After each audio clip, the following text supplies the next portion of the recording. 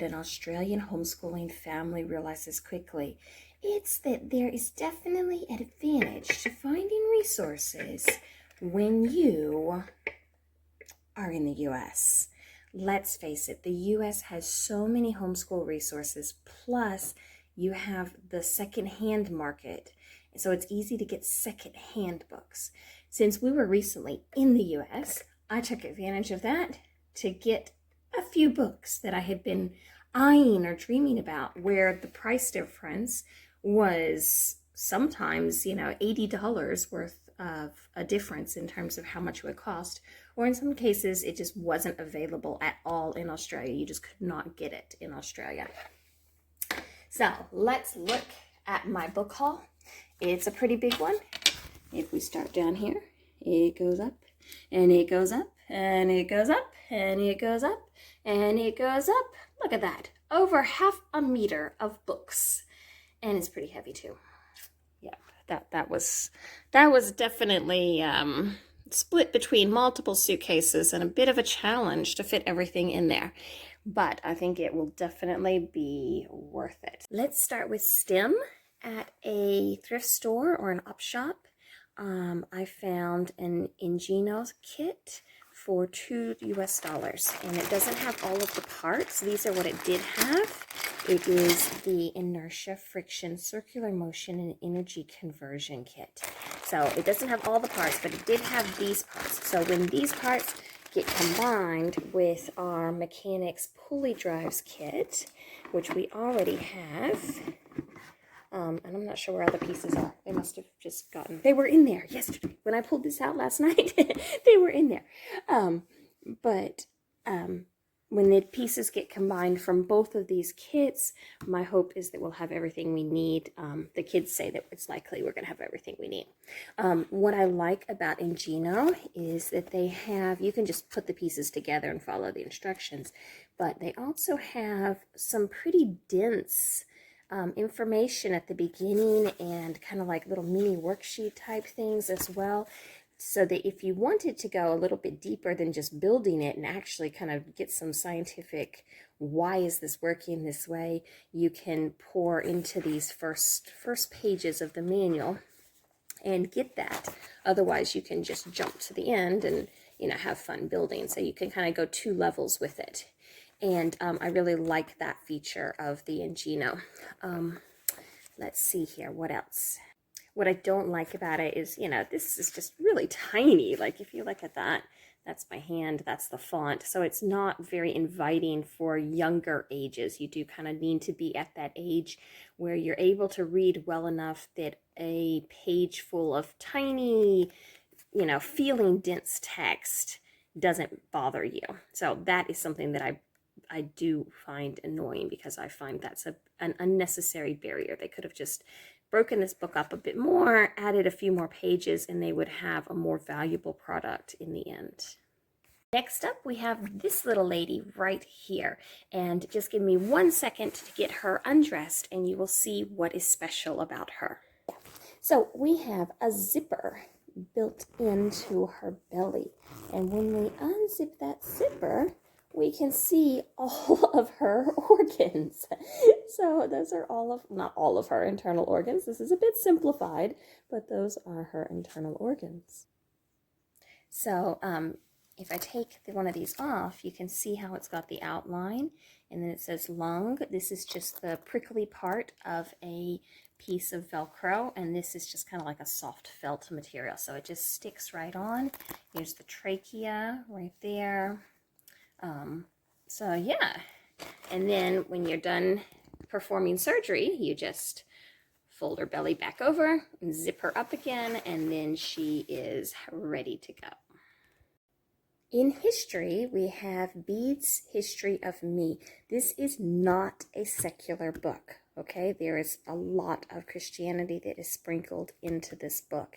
And this is not a book I got because we needed it. It is a book that I got because I could get it secondhand, not that expensive, and I just think that it's really super cute.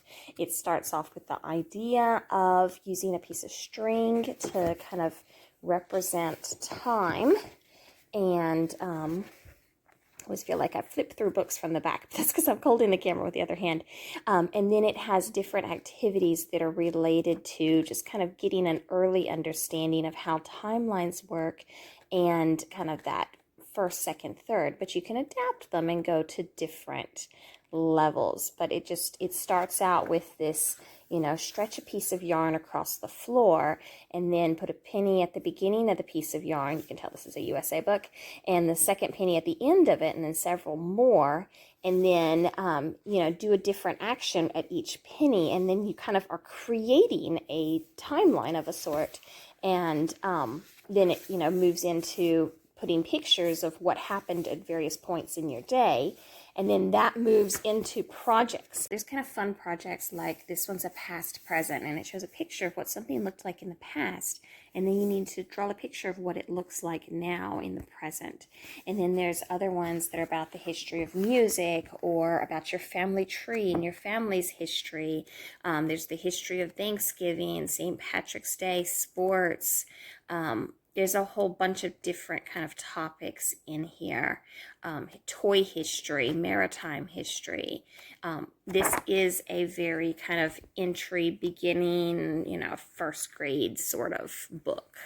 It's by Veritas Press. I think I learned about it from a Timberdoodle video where they were going over kind of the curriculum offerings that they had. In the category of critical thinking skills, I've got these 4 books. 2 Truths and a Lie, History and Mysteries, 2 Truths and a Lie, It's Alive, 2 Truths and a Lie, Forces of Nature. And I ended up with these 2 hardcover and this one paperback. They are all heavy as all get out. So if you are, like me, planning on putting them in a suitcase, you just need to know that you're dealing with nice quality paper here and, full color pages, and this book's got, even the paperback's got some weight to it. So just kind of be ready for that. Or if you're planning on checking them out and then walking home from the library, they've all got some weight to them. They are not that big of a book, though. All of them, they're only, it's only about that big, but they are definitely dense. Then the other one I have is this one, The Fallacy Detective by Nathaniel Bluedorn and Hans Bluedorn, and it's 38 lessons on how to recognize bad reasoning. This is the workbook edition. They used to have a non-workbook edition, but I think all of the newer copies are all the workbook edition, and they've added these kind of like worksheet pages into the lesson. So here's like lesson 35. They have little comic strips in there, and then they have like little questions at the end. And yeah, so that is the category of critical thinking and reasoning. This one it looks really brand new, but I did get it secondhand, and someone did do the first 2 lessons before they gave up on it. For Spanish, I have this eclectic collection of 4 books. I had great hopes for Spanish while we were in the US because there's obviously much more Spanish available, opportunities to use it, resources, etc. And it just did not happen this trip. But I've got these 4 books. Some of these were books that I've had for a long time, like this one and this one I've had for quite a long time. This is Lola Lago Detective. It is a series of beginner readers. So just very easy kind of, after you've done like maybe 2 or 3 semesters of Spanish in like a high school level Spanish, then you could kind of get where you're going to read that. So that's Lola Lago. And then we have Hank, El Perro Vaquero. And this is the Spanish version of the first Hank the Cowdog book. This is a really interesting one because the English language version is just so rich in terms of the kind of vernacular that's used. It's kind of a really fun read. In the Spanish version, it's just kind of interesting to see how they've, tried to translate it. And then I also enjoy this because I run into new vocabulary words for me in it. Your First 100 Words in Spanish. This is a McGraw-Hill book, and it's just various sundry types of worksheets and activities related to different Spanish topics. So, so this one looks like adjectives here. And then what's this one? Someone ripped the Spanish words in half. This one you've got different animals. So it's just different topics on each page. And this one is Cantos, Ritmos y Rimas, and it is chants and rhymes for the Spanish classroom. I'm not sure when this was published. It was published a long time ago, 1990. So, published 1990, that one. I have like exercises in the back, and then in the front it has just kind of like the different rhymes and chants. I don't have any books in the category of geography, but at the Dollar Tree, I got this really cute USA map puzzle. It's the 50 United States, and it is just really, really cute and adorable. 60 pieces. So we got that at the Dollar Tree, and then I brought these back. It's a set of stamps for each of the US states. So these are real live stamps. I could put them on an envelope and mail them if I were in the US, but, why would I want to separate them? Huh? I've got to admit that I have no clue how I'm actually going to use those stamps. Do not know how they're going to be used. All right, now over here I have, these are stickers. It's a sticker sheet. It's kind of glued together in the middle, but this is half of the US as a sticker, and that's the other half of the US as a sticker, and then these are stickers of the states. So then you can just take the sticker and put it up there on the state. This is also from the Dollar Tree, and then I have a US map from National Geographic magazine. I think it's from the magazine. It's a National Geographic map. I don't usually buy enough school materials at one time in order to justify making a haul video. So this is really fun, making a haul video and having all of these. Is like 6 Christmases wrapped into one. So let me start over here actually. So I've got Math with Bad Drawings and Math Games with Bad Drawings. And these are both by Ben Orlin. These things are massive and they are heavy. I did not realize that's my hand right there, and that's the book cover. So, that gives you like an idea of how big it is and how thick it is too. It is, oops, will it focus? It might not focus. Anyway, and that gives you an idea of how thick it is. It is a massive book. This one looked like a massive book when I opened it up, but then this one came in the mail and I was like, oh my gosh. So you can see they're not the same size. But they are really, really fun. I've been following him on Facebook and wanting his books for a long time. So this is just kind of, he has all these little drawings of these little kind of stick figures inside. And then he talks about different math topics. We've been using this one as like a read aloud in the car, this Math with Bad Drawings. And then this one right here, what have we done with this one? I don't know. We put goldfish crackers on the to-do list. We haven't really gotten into that one yet. Okay, we haven't started this one yet. This is Marco the Great and the History of Numberville. So this is Marco the Great and the History of Numberville. It's by S.K. Bennett, and it is a chapter book with math built into it. So this is a story with math in it, and it ties to a website which has activities that are related to it. I have not read this. I've read only the first little bit, but I have not read the whole thing.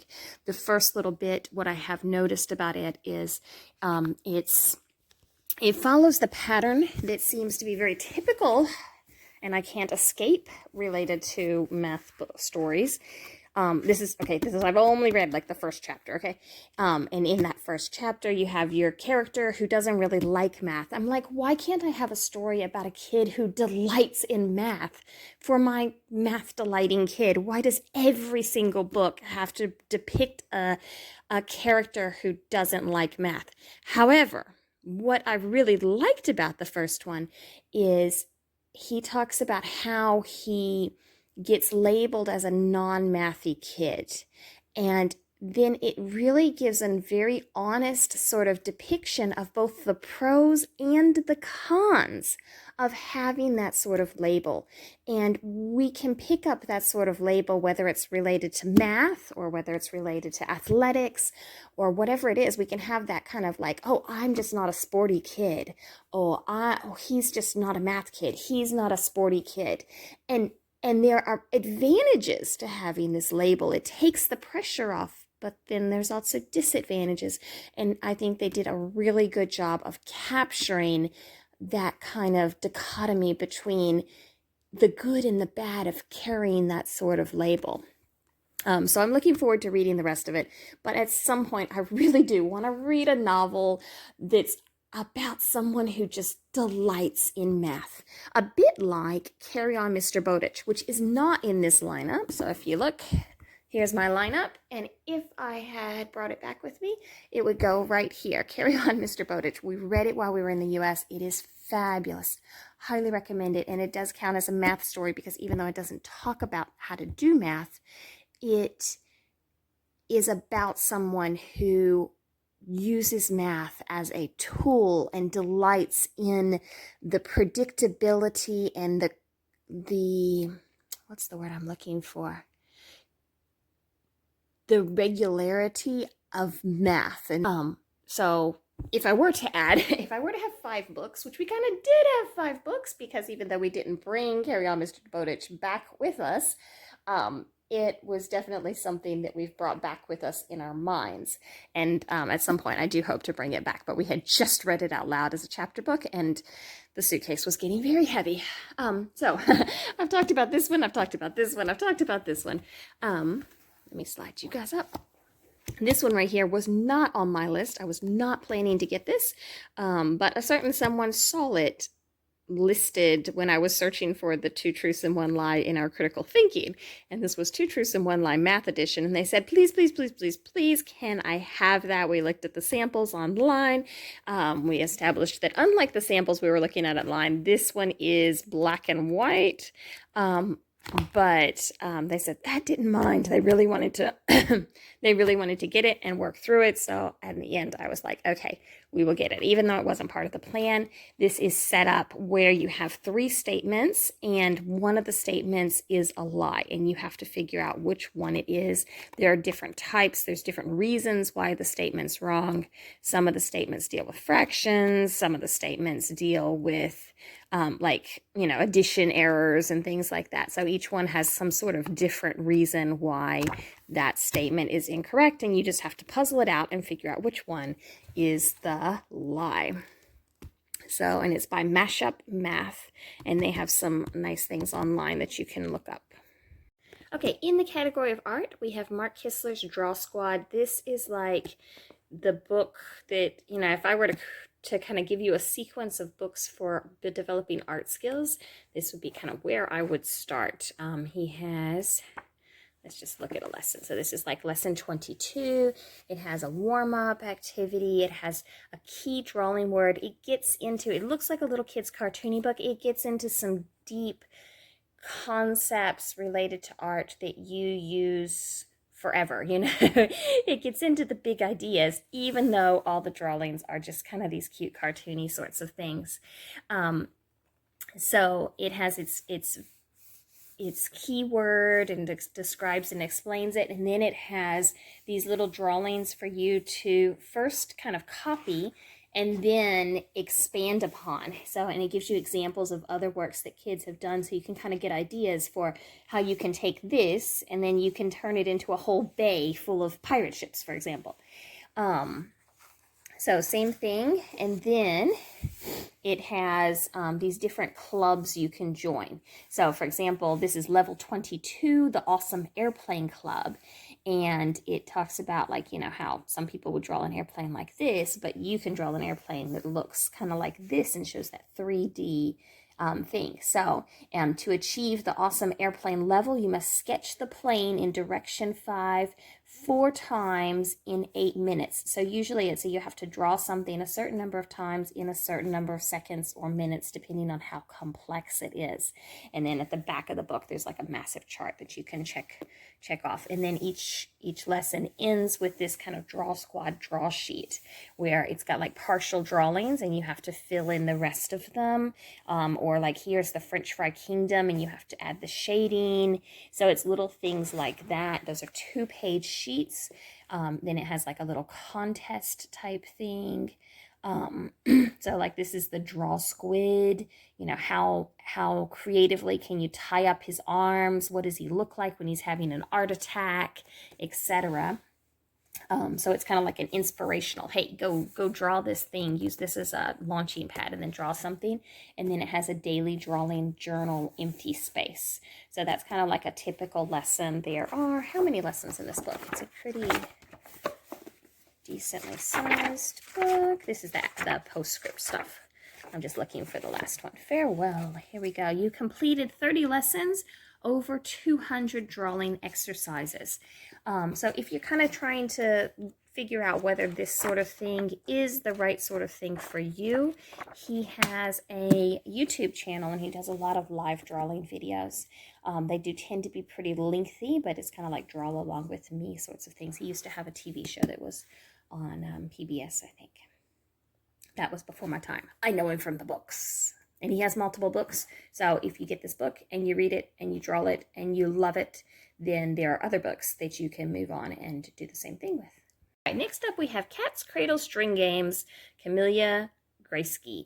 Now, I have absolutely no idea what category I should actually be putting this in, but it is, you know, what it kind of implies. It has a whole bunch of different, it goes to a whole bunch of different cultures, so maybe social studies, and then it gets into the string games for each one of those cultures, and, you know, the little figures within the string game. So you just start with a loop of yarn or string, and then you know, weave it around your fingers in certain ways to make certain stories happen or to make certain figures. Like this is Owl's Eyes. This is a book from my childhood. I used to, I learned several of these figures when I was a kid and still remember a couple of them, like one. All right, I remember one of them. So it will be nice to go back through this and relearn some of the ones that I have forgotten over the years. And it's just a nice, it's something to do with just a string. So if you have a piece of string in your pocket, it gives you something you can do. So it's a very mobile sort of activity once you've got it, which keeps your hands busy and is quiet. And it's also just kind of one of those things that's good for your brain to work out, you know, figuring out how to move your hands. And it's a two-handed sort of thing, so you have to be doing things with both hands at once. So Cat's Cradle, string games. I'm throwing it in the art category, but really that could be in the social studies category, or it could be in the fine motor skills category, or it could be in the history category, talking about games of the past. You know, lots of places you could throw that book. I'm not sure whether to put this in the for me category or to put this in the kids art category as well. But this is Watercolor Painting Outside the Lines, A Positive Approach to Negative Painting by Linda Kemp. And it is a book that's for grown-ups, so it's not intended to be for kids. And I primarily have this for me. However, some of the activities do, you know, are applicable or easily translated, easily done by kids. So will I just do it by myself, or will we do it together as a family, or will we do a mix of things with it? I'm not really sure, but that one's going to be an exciting art book. In the read alouds category, we've got Blast from the Past. Okay, so these are all books that in some way or the other connect to my childhood. So we have the second two books in the Winnie the Pooh series. We have recently read the first two. These are the exact same copies that my mom read when she was little.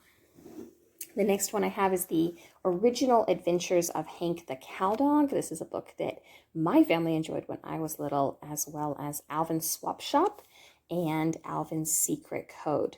I did get an additional Alvin book, but I left that in the US because we did read it while we were in the US, and that way the people who are in the US will have an opportunity to read it, and then I'll pick it up on another trip, so that way they can get a chance to reread that one or read it with their kids, etc.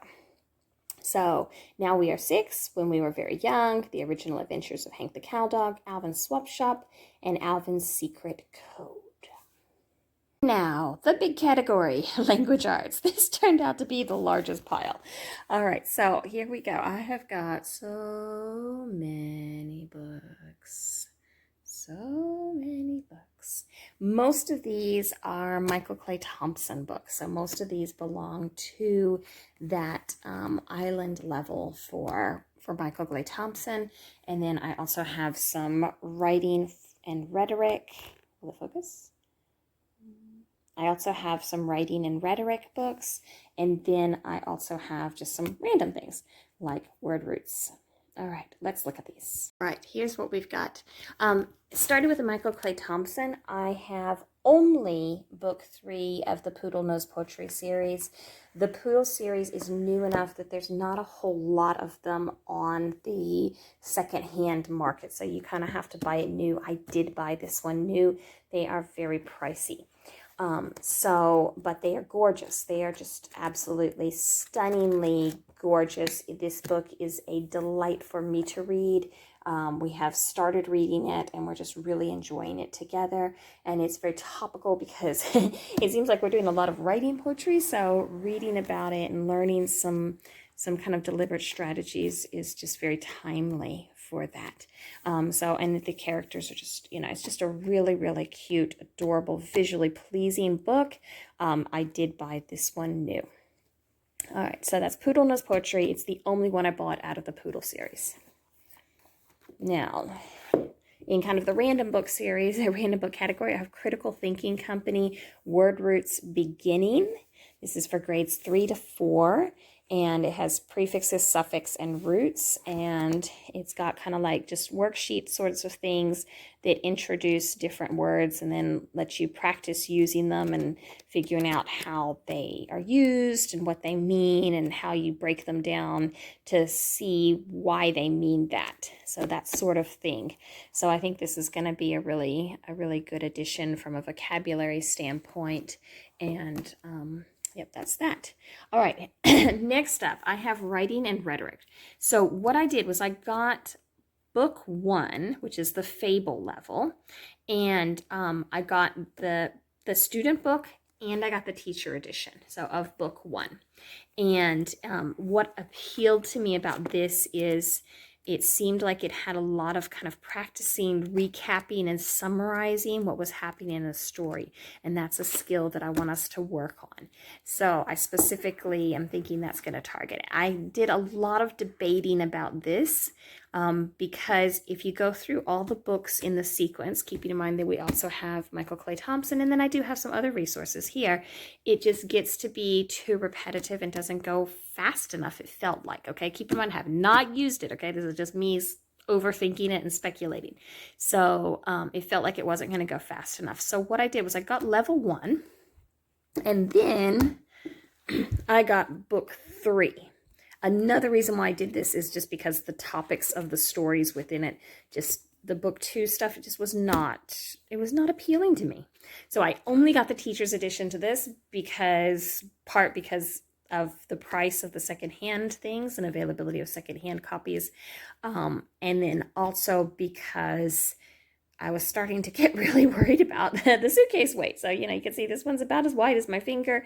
It might be black and white, but it's pretty heavy. A lot of these things are pretty heavy. So I was starting to get worried about suitcase weight. I mean, I was kind of paying attention to suitcase weight along the whole thing, and I was allotting a lot of suitcase space to books. But yeah, they do add up. So writing and rhetoric, book 3, can we jump from 1 to 3? I don't know. We'll find out. All right, and then I have the Michael Clay Thompson books. So this is not all of, actually Building Language, I think might be the next level. No, I think it's this one? I don't know. I think it's, does it tell us here? It gets confusing. I don't know. It's very confusing. I usually have to have the little chart. All right, here we go. So, so for Michael Clay Thompson.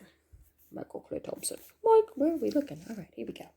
All right, so for Michael Clay Thompson, this is not all of the Island Level. I actually own 2 of the Island Level books as ebooks. I have the first one that you start with, and then I also have the poetry book as an ebook.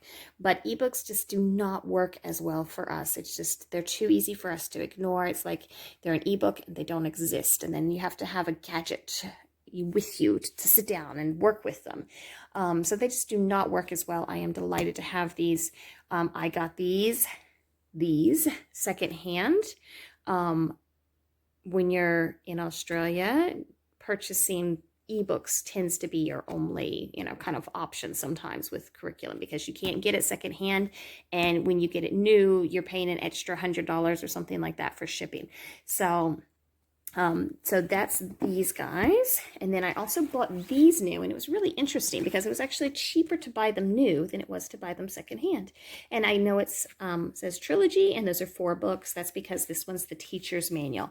And I wasn't really sure what to expect from the teacher's manual. I'm a bit underwhelmed by it, but maybe once I'm in it and working through it, I will suddenly kind of go, wow, all right, that's better than I thought.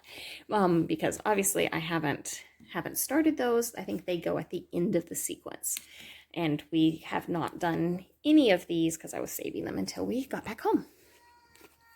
All right, last we have my pile. I got a Noodlers black ink to use with my fountain pens. Noodlers? This is Noodlers. You mean the black ink turns into noodles? No, the company is called Noodlers. And why? Because they're made of noodles? I have love noodles? I have no idea why they're called Noodlers. However, this is their bulletproof black, and every time I go to the U.S., I get a new bottle of a Noodlers ink, or at least that's been the pattern so far. But usually I add a new color to the collection, and this time I'm just getting a replacement black because the other one's gotten almost to the bottom, and it's gotten some sort of graininess going on. So I don't want to use it with my fountain pens anymore. But this is, I think, my 3rd bottles of Noodlers black ink. So watercolor, painting outside the lines. I already talked about that one. All right, now the rest of this, nope, actually it's not. Okay, so let's talk about the ones that aren't Japanese related, and then we'll talk about the ones that are Japanese related. I have Edge of Wonder by Victoria Erickson, and I found her poetry because Facebook would recommend it to me. And I really, there's a lot of her poems that I've just really enjoyed. She has 2 books, I think, and I've been wanting to read one for a long time. So I got this book for me. It's just a book of her poetry. So I'm looking forward to just, reading that for fun for me. And then this one's the Declarative Language Handbook by Linda Murphy. So this is an upping my skills as a teacher and a parent sort of book. It's just a little book. It cost about $10 US. And, and this is an Oloid. Yes, and Oloid. Now I need to go check the pancakes, and then we'll talk. The rest of my pile consists of the Kodansha's Kanji Learners course, and the 3 graded reader sets that go with it. And then I also filament. And that's 3D printer filament. And then I also have volume 1 as an ebook. He offers volume 1 as a free ebook, so I have it as a free ebook. And I'm actually I much prefer having a physical copy of the book. However, that free ebook was what got me to buy these. And it doesn't weigh anything. This is Baby Doll. And it doesn't weigh anything in my suitcase. And then I got this one. This is the Kanji Learners Course green book. This is the writing practice one. And basically all it does is it follows this blue book, and it has a little bit of writing practice for each one of the kanji in there. And so you can see this is number 1660, and then you can go in here and learn about 1160, and then that's probably not in one of these books. It's probably in like volume 6 or something like that. But you can go in here and you can read sample sentences that deal with that vocabulary. All right, so that is everything. You have seen the entire USA book haul right here. And I don't know how much it weighed, but we did fit in the weight limits. So we made it back. We fit in the weight limits. And we could pick up our suitcases ourselves, which was, a bit of an accomplishment. So, yep. So now we just have to dive into all these books and have fun. All right, I'm back. I forgot this book because we had it pulled out. This is Japanese, The Spoken Language by Jordan and Noda. And this one right here is not really a book for me. I have actually, I've worked through this entire book, and I've worked through this entire book in years past, but this one is so that the rest of my family can... So the rest of my family can have the opportunity to read it or have me read it and kind of, get them through the content in it. And it has really nice explanations for the grammar and for the meanings and the way words are used. And it also has the way it's structured. The way it's structured, we have a lot of these kind of like little basic conversation. Like wakarimasu ka? Wakarimasu. Do you understand? Yes, I understand. And you just practice these drills with different situations. And it gets you, I studied Japanese for years, and then when I actually went to Japan and needed to use my Japanese, the stuff that I remembered was the stuff that was in this book. And that's it. You've seen all the books that are part of this curriculum haul from across the ocean. Hopefully something in here will be useful or interesting for you as you try to figure out what meets the learning needs for your family.